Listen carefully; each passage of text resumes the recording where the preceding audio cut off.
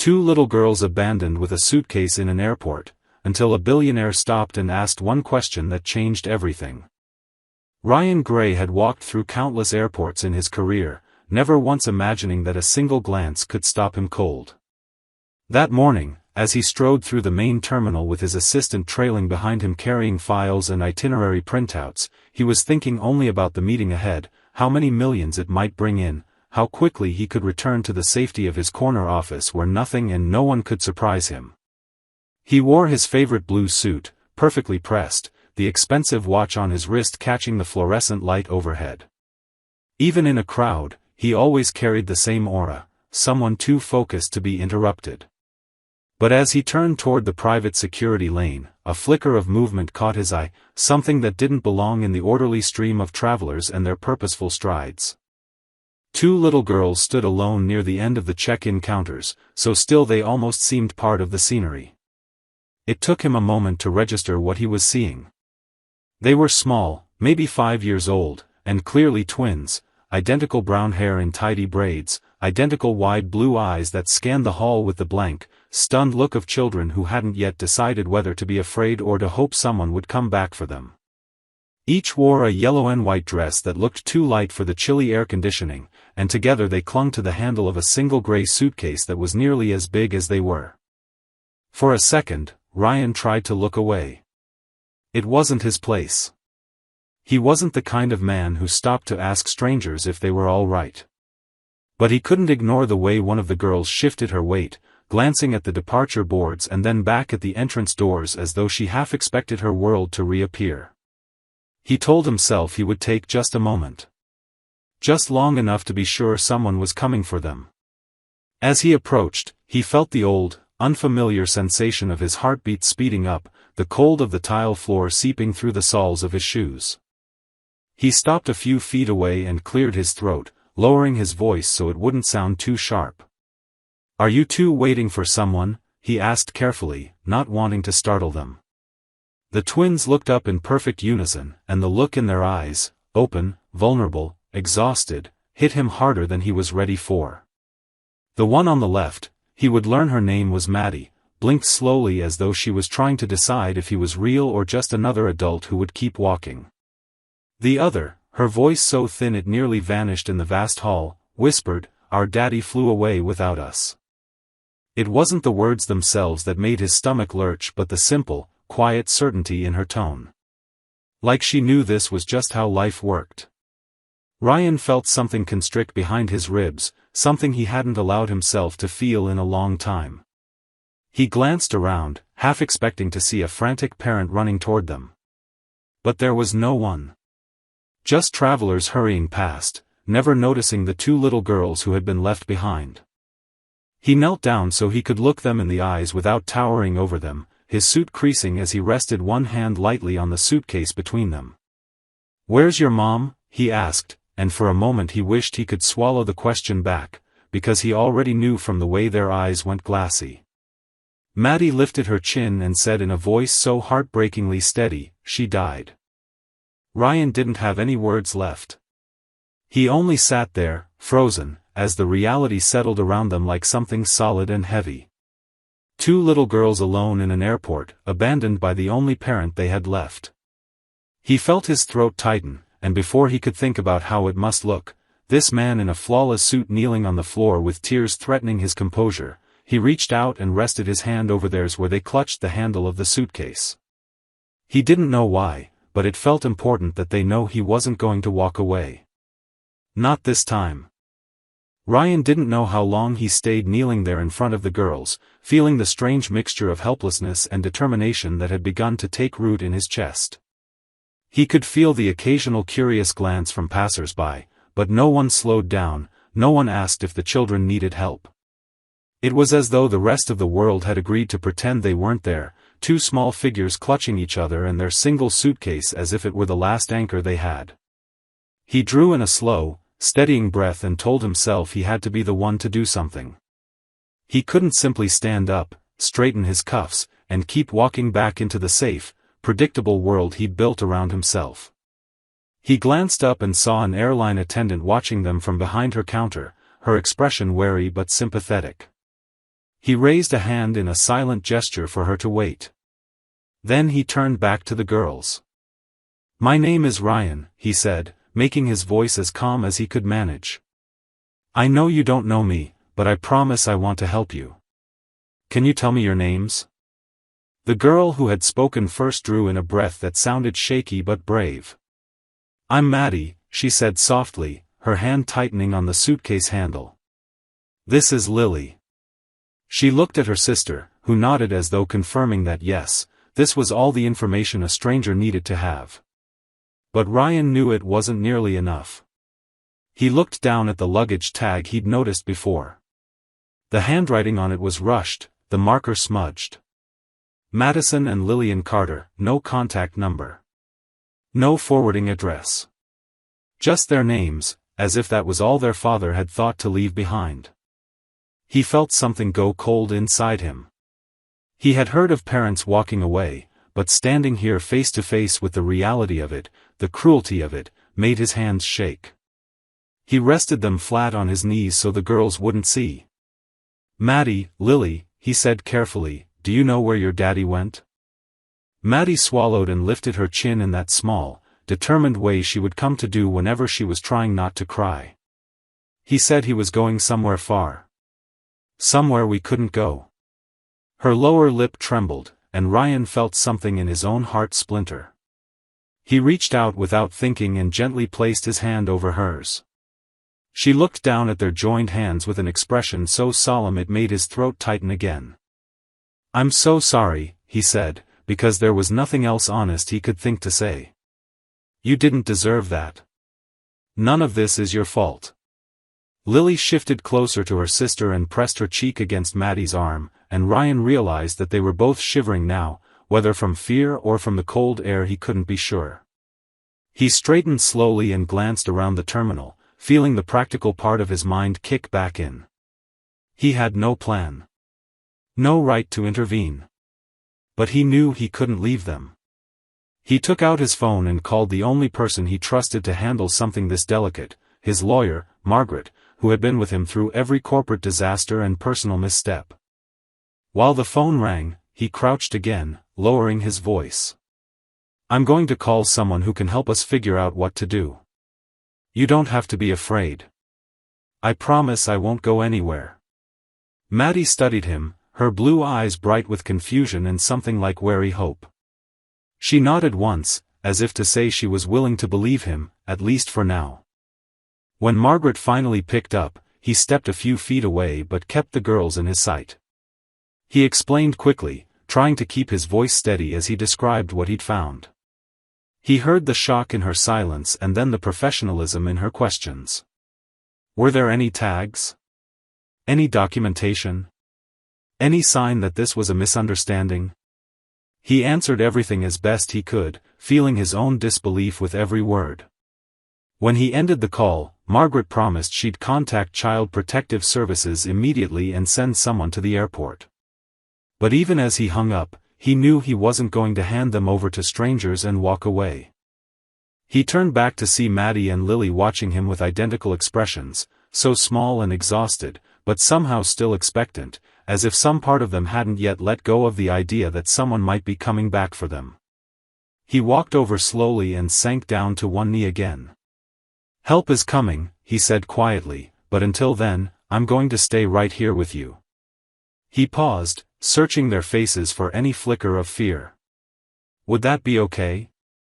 Maddie nodded. Lily didn't say anything, but she reached out and rested her tiny hand against his wrist.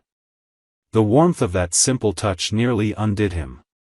And as he sat there in the middle of the bustling terminal, he realized that for the first time in years, he didn't care if he missed his flight.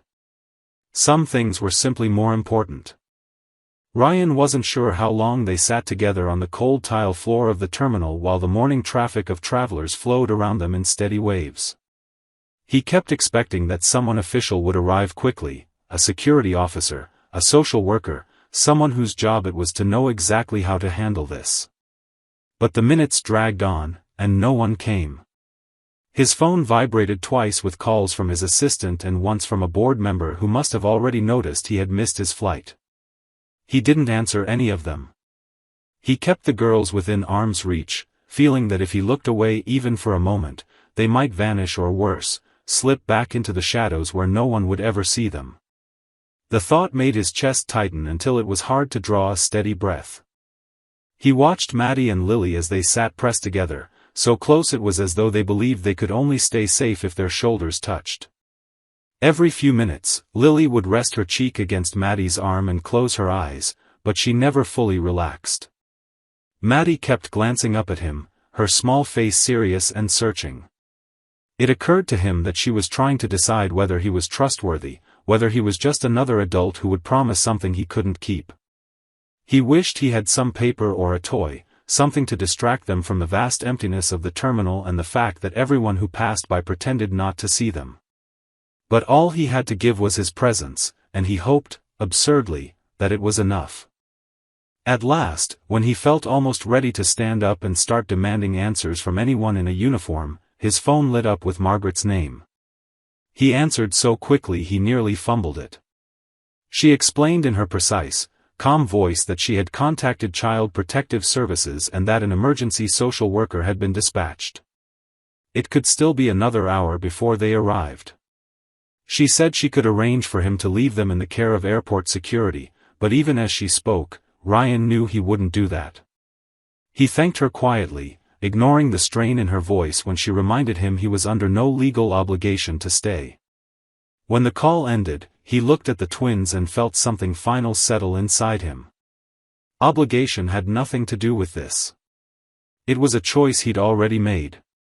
He shifted closer so they wouldn't have to strain to hear him. "Someone is coming to help," he said gently. "They'll make sure you have somewhere safe to sleep tonight." Lily's lower lip wobbled, but she didn't cry. Maddie looked straight at him and asked in a whisper, "Will you come too?"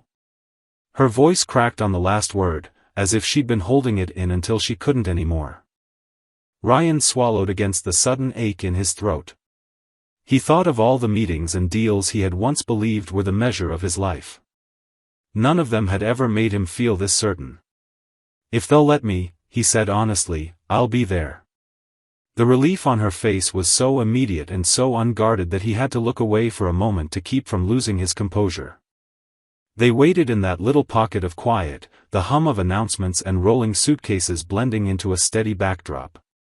Eventually, an airport worker approached with a paper cup of apple juice and 2 small packets of crackers. She knelt and offered them with a kind smile, and Maddie took them carefully, her fingers trembling just a little. Ryan murmured his thanks, and when the woman walked away, he noticed her eyes were wet. For the first time, he realized how many people had been watching from a distance, people who were moved but didn't know how to step in. Maddie tore open the cracker packet with determined little motions and handed half to Lily before nibbling the corner of her own piece. He felt such fierce admiration for her composure that it almost hurt. He couldn't help but think of Lily, his Lily, and how often she had needed reassurance when she was this small. He remembered holding her hand when she was sick, how her whole body seemed to relax when she knew he wasn't going anywhere. He wondered if these girls had ever known what that felt like, that absolute certainty that someone would always come back for them. His throat was tight when he finally spoke again. "I'm glad you told me your names," he said, his voice low and rough. "That was very brave." Maddie looked up, and for the first time, there was something almost like hope in her expression. "Are you going to stay until they come?" she asked. He nodded without hesitation. "Yes. I promise." Lily shifted her weight until she was leaning against his arm, and Maddie rested her head on his shoulder, the tiniest sigh escaping her. It felt as though they had decided, for this one moment, that he was safe. And even though he knew there were no guarantees, that everything could still change, he realized he would do whatever it took to prove they were right. Ryan didn't think he would ever forget the feeling of those 2 small heads resting against him in the middle of the airport. For a man who had built his entire adult life around the idea that vulnerability was a weakness to be hidden behind polished suits and airtight contracts, it was almost disorienting to realize how natural it felt to sit there on the floor and simply be a steady presence for children he had known less than an hour. Every so often, Lily would shift, her cheek brushing against his sleeve, and Maddie would tighten her grip on the suitcase handle as though she needed to remind herself it hadn't disappeared. He found that he didn't mind any of it. If anything, the quiet weight of their trust anchored him in a way he hadn't experienced in years. It wasn't until he heard the soft, clipped steps approaching that he lifted his head and saw the social worker walking toward them. She was a woman in her 40s with a calm face and a blue lanyard around her neck, holding out a badge so there could be no confusion about who she was. Ryan felt Maddie and Lily stiffen beside him, the instinctive recoil of children who had already learned that official voices often meant more loss. He laid a hand gently on Maddie's back and tried to reassure her with a look, though he didn't know if it worked. The woman knelt a respectful distance away, her eyes kind but professional as she introduced herself. Her name was Diane, and she said it in a tone that suggested she'd practiced making it sound warm, even though her job often meant delivering children into uncertainty. Diane didn't try to touch them or coax them to stand. Instead, she spoke softly and explained that she was there to help them figure out what would happen next. She asked if they wanted to tell her anything about where they had come from. Maddie swallowed hard, her chin trembling as she tried to find the words. Ryan felt her look at him before she answered, and he gave her the smallest nod, silently telling her it was all right. She took a shaky breath and said their father had told them he couldn't take care of them anymore. The quiet in that moment was so deep it felt almost physical, like the air itself was absorbing the impact of what she'd confessed. Diane's eyes grew even gentler as she wrote a few notes on her clipboard, though she never stopped watching the girls' faces as if to make sure they didn't feel invisible. When Diane finished, she looked up at Ryan, studying him carefully in the way of someone who had seen too many well-meaning bystanders fade away when things became complicated. "And you are?" she asked, not unkindly, but with the quiet authority of someone who needed the answer on record. Ryan introduced himself, his voice steadier than he expected, and briefly explained how he had found the girls alone. He saw something flicker in Diane's eyes when he mentioned his position, the way she registered his name, as if she'd already heard of him in some distant headline. But to her credit, she didn't let it change her tone. "Thank you for staying," she said simply, and there was no sarcasm in it. Just genuine acknowledgement. Maddie turned then, her small voice trembling. "Will he come back?" she asked, not specifying whether she meant her father or Ryan himself. He realized she probably didn't know which question mattered more. He looked directly into her wide blue eyes, feeling the truth settle into place. "I don't know about your daddy," he said honestly, "but I'm not going anywhere." Diane studied him again, her expression more thoughtful now, and he knew she was assessing whether he meant it or was simply saying what any adult would say in the moment. He didn't flinch under her scrutiny because he knew he wasn't lying. Diane explained gently that the girls would have to come with her for now. She promised it would only be for a little while, that there were nice people who would look after them while the court decided what happened next. Maddie's shoulders hunched as if she were bracing for something cold and inevitable. Lily didn't make a sound, only pressed herself more firmly into Ryan's side. He closed his hand around hers and held it as steadily as he could. "Can he come?" Maddie asked again, her voice breaking. Diane hesitated. "That depends," she said carefully, "on whether Mr. Gray wants to be involved in this longer term." She said it as a question, but the way she looked at him made it clear she already suspected the answer. Ryan didn't look away. He understood exactly what it would mean: lawyers, paperwork, scrutiny of every corner of his life. But when he glanced down at Lily's small hand still gripping his sleeve and Maddie's tearful, searching eyes, he knew he couldn't pretend he was going to walk away. Not now. Not ever. "Yes," he said quietly, his voice certain. "I want to be there. However I'm allowed to be." Something in Diane's face softened. She nodded once and stood, inviting them to rise. Maddie and Lily looked to him, and he stood first so he could offer each of them a hand. They took it without hesitation. As they walked together across the terminal to the quiet room Diane had arranged, Ryan realized that the moment he had knelt in front of them had been the end of one life and the start of another. And for the first time in years, he felt no regret at all. The quiet room Diane led them to was tucked behind a set of frosted glass doors near the airport's administrative offices. It was small and plainly furnished, just a few padded chairs, a low table with a stack of children's books, and a water cooler humming softly in the corner, but it was warmer than the cavernous terminal, and the moment they stepped inside, Maddie and Lily seemed to breathe a little easier. Ryan held their hands as they walked across the carpet, feeling the slight tremor in their grips. He didn't let go even after they settled into the chairs, as though all three of them knew the thin thread of contact was the only thing that kept the uncertainty from swallowing them whole. Diane perched on a nearby chair with her clipboard resting on her knee. She explained in her measured, patient voice that she had called the emergency foster coordinator and that someone was on their way to meet them. Her tone was reassuring but careful, the practiced balance of empathy and detachment that came from doing this work long enough to know when to temper hope.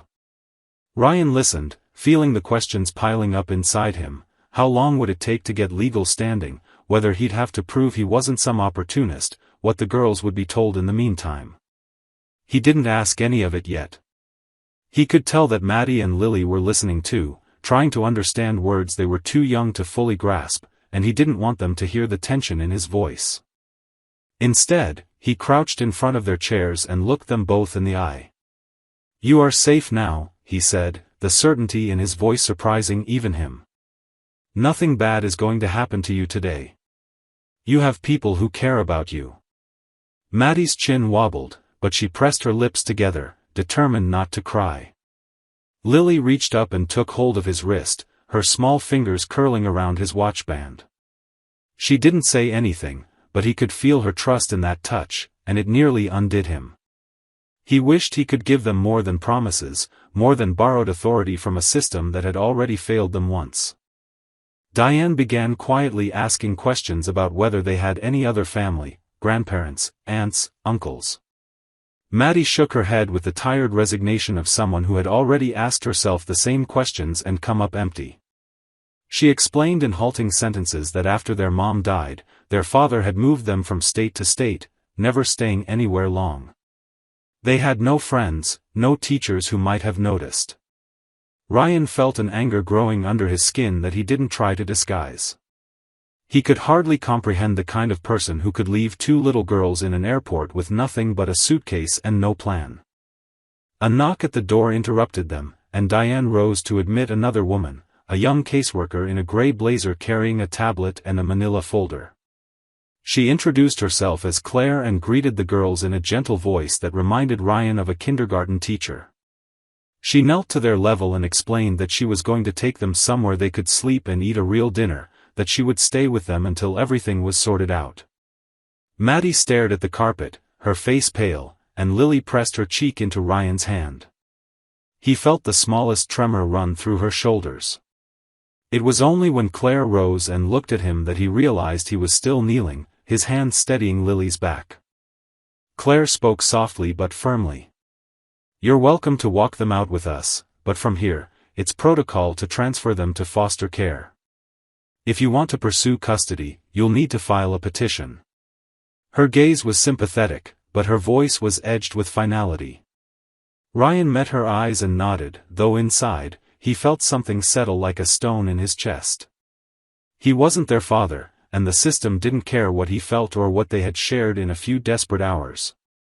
He understood that it would take more than intention to stay part of their story.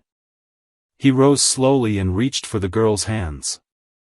"I'll be right here until you have to go," he said, and he was relieved to hear that his voice didn't shake. Maddie leaned into him, and for the first time, she began to cry, silent tears sliding down her cheeks as she pressed her face against his side. He smoothed her hair, feeling her ribs hitch with every sob. Lily watched her sister and then wrapped her arms around them both, her tiny voice whispering something he couldn't quite hear. For a long time, he simply held them. He didn't care who came in or what they thought of the man in the expensive suit kneeling on the floor, trying to absorb a heartbreak that wasn't even his to begin with. When Diane finally touched his arm, her voice soft, he knew he couldn't delay it any longer. He eased back just enough to look Maddie in the eyes. "You will be okay," he told her, willing her to believe it. "And I'm going to do everything I can to see you again." She nodded with a tearful gulp. Lily didn't speak but clung to his hand until Claire gently coaxed her free. He watched as they each took one of the girls' hands and led them to the door, their little suitcase rolling quietly behind them. When Maddie turned to look back, he lifted his hand in a promise that he would keep, no matter what it took. The door closed behind them with a soft click, and in the sudden hush, Ryan felt the shape of a decision that had already formed in his heart. He was not going to let them disappear into the system. He was going to fight for them. Ryan remained in that quiet room long after the girls were led away, sitting in the same chair where Maddie's head had rested against his arm. He let the silence wash over him, trying to piece together the shape of what had just happened, as if replaying it in his mind might help him understand why it had so completely dismantled the careful barriers he'd spent a lifetime constructing. The moment the door closed, it was as though he had been returned to the old version of himself, the one who lived in a polished world of profits and contracts and never let any feeling slip through the cracks. But now he felt like that man had already been erased, replaced by someone he hadn't planned to become. Someone who could no longer pretend that none of this was his concern. When he finally stood, he moved slowly, as though his body was reluctant to follow the demands of routine. He walked down the corridor and out into the terminal, where the same flood of travelers still hurried past, oblivious. He wondered how many of them would have paused to notice two little girls alone with a suitcase. He wondered how many times he himself had looked away from things he couldn't fix because it was easier. The thought left him hollow and restless. As he reached the main doors, he called Margaret, his voice steady because he knew she would hear the urgency in it without him needing to explain. She didn't question why he had stayed so long. She didn't even sound surprised when he told her he wanted to start the paperwork to petition for custody. She only asked for the girls' names and the details he had, and he felt something almost like relief that at least one person in his life didn't require justification for this decision. When he hung up, he knew it was only the beginning. He knew he was about to invite scrutiny into every private part of his life. But he also knew that none of it mattered. He spent the next few days in a haze of meetings with lawyers and phone calls with caseworkers who spoke in clipped, polite voices that betrayed nothing of what they thought of his motives.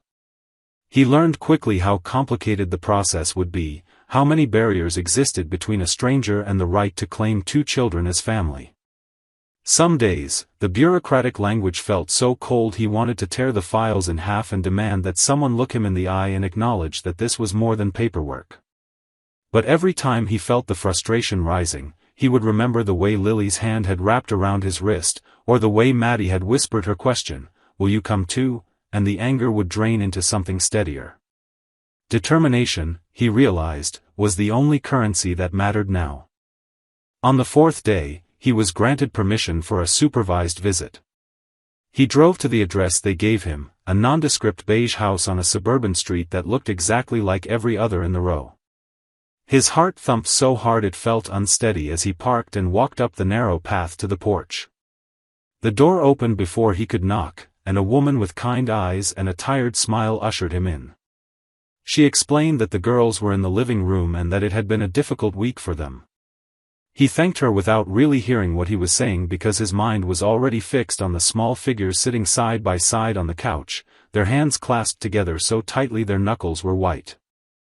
They looked up as he stepped into the room. For a moment, no one spoke.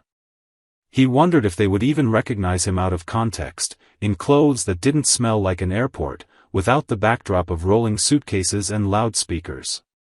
But then Maddie's eyes widened, and she scrambled to her feet before anyone could stop her, running across the carpet until she collided with his legs. He caught her instinctively, his hands settling on her narrow shoulders, and felt her bury her face against his chest. Lily came more slowly, but when she reached him, she pressed herself against his side, her cheek against his coat, and didn't move. He knelt carefully so he could hold them both, his arms around their small, tense bodies. No one said anything to interrupt, not even the caseworker who stood discreetly by the doorway. He didn't care that they were being watched or that every moment would be documented. All that mattered was the quiet, trembling relief in the way they clung to him, as if some part of them had truly believed he might never come back. After a while, Maddie looked up, her eyes red but clear. "Did you come to get us?" she asked, her voice hoarse from crying. He swallowed hard, wishing he could give her the answer she deserved. "Not yet," he said softly, smoothing her hair back from her forehead. "But I'm working on it. I won't stop until I can." Lily didn't speak, but she nodded against his shoulder, as though that promise was enough for now. The caseworker eventually stepped forward to explain that the visit would be limited to an hour. Ryan nodded without argument, even though he felt the unfairness of it burning through him. He spent the rest of the time sitting with them on the floor, coloring pictures in a battered sketchbook someone had left behind. Every so often, Maddie's small hand would drift over to rest on his knee, like she needed to check he was still real. When it was time to go, he kissed the top of each of their heads and told them again that he would come back. The promise felt bigger than anything he'd ever said before. As he walked back to his car, he didn't feel the same hollow grief that had followed him out of the airport. He felt a clear, quiet purpose that steadied his steps, and he knew that however long it took, he would be there until the end. The weeks that followed blurred into one long procession of paperwork, legal consultations, and supervised visits that never felt long enough. Every time Ryan arrived at the beige house with the narrow porch, he felt the same mix of anticipation and dread. He knew by then that the girls would be waiting in the living room, sitting side by side on the faded couch with their hands clenched together, the suitcase they had carried into the airport resting by their feet as though it had become their last symbol of continuity. Each time he crossed that threshold, their eyes would search his face for any sign of change, any flicker of news that today would be the day they could leave with him and never have to wonder again if he would come back. He wished he could give them that certainty. He wished he could pick them up, carry them to the car, and drive straight home without another signed form or another meeting where strangers evaluated whether his reasons were pure enough, stable enough, worthy enough. But nothing in this process was simple, and he knew that every hour he spent proving himself was another hour they spent learning that even good promises sometimes took too long to keep. During each visit, he learned the small, private details of their lives in this temporary place.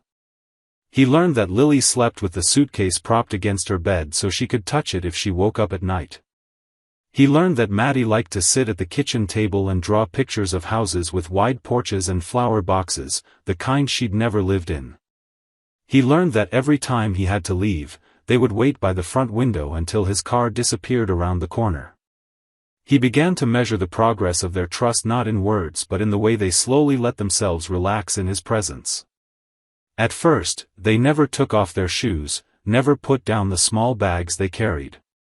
But after a few visits, Maddie began to slip off her sneakers the moment he sat down, curling her legs up in his lap as if she had decided she didn't need to be ready to leave at any moment.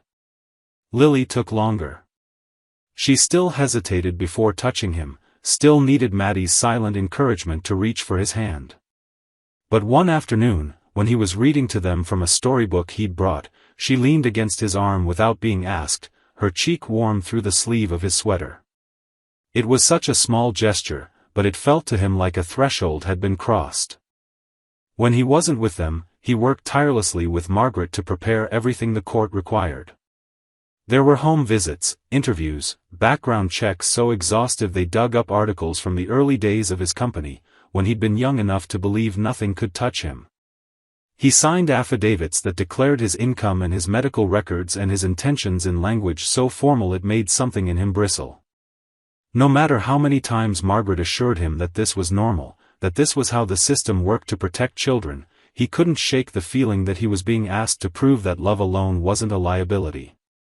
Some nights, he lay awake in his quiet penthouse, replaying every moment he'd spent with Maddie and Lily, trying to find some flaw in himself that the court would seize on and decide he was unfit. He knew he had never been anyone's father before.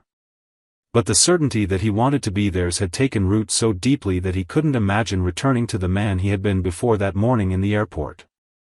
The hardest part was explaining to the girls why he couldn't take them home yet. Maddie always asked first, her voice tentative but hopeful, "Will it be today?" And every time he had to shake his head and say not yet, he watched something flicker in her expression, the brief, careful recalibration of a child learning how to wait without giving up.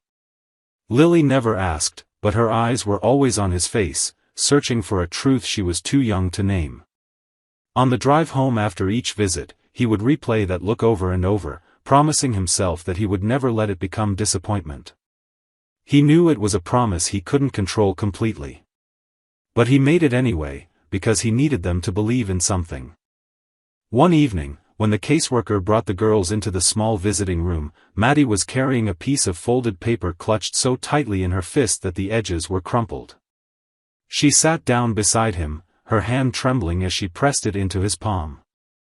"I drew it for you," she whispered, not looking up. He unfolded the paper slowly and felt his throat tighten when he saw what she had drawn. It was a house, bigger than any they had ever seen together, with flowers in the windows and 3 stick figures in front. 2 little girls, both smiling. And between them, a tall figure with dark hair, holding both their hands. He looked down at her and saw she was watching him from under her lashes, waiting to see if he understood. He set the drawing carefully on the table, and when he pulled her into his arms, she didn't resist. Lily climbed into his lap without a word and rested her head on his shoulder. They sat like that until the visit ended, and when he finally had to stand, he folded the picture and tucked it inside his coat, as if carrying it there might keep it safe until he could make it real. Driving home through the quiet streets, he caught himself imagining the house from Maddie's drawing, how it would feel to unlock the door and walk inside with them, how it would feel to fill the rooms with voices and laughter. It was the first time in years he let himself envision a future that wasn't defined by loss. And in that moment, he knew without question that no court, no document, no doubt in the world could make him stop trying to bring them home.